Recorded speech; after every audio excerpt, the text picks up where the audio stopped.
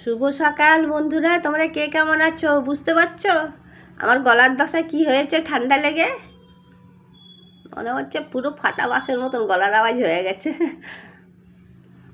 আজকে সকালের জল খাওয়ার আমাদের বাড়িতে এইটাই হয়েছে গো। আসলে কি বলো তো, আমাদের বাড়িতে ময়দা বা আটার জিনিস হয়, বাইরের খাবারটা এটা খুব কমই খাওয়া হয়।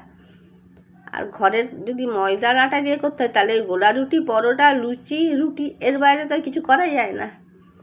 তো এই খাবারটাও খুব পছন্দ করে সবাই, এটা মাঝে সাঝে করলে খুব ভালোই বাসে। তা আমি একটু আলু ভেজে নিয়েছি, একটু টমেটোর সস নিয়ে নিয়েছি। আমি একে একে সবাইকে পরিবেশন করে দিই, খাক ওরা। আর তোমাদের যদি ভালো লাগে তাহলে একটু লাইক করে দিও, চ্যানেলটাকে একটু ফলো করে নিও, ইউটিউব চ্যানেলটাকে তাহলে একটা সাবস্ক্রাইব করে নিও।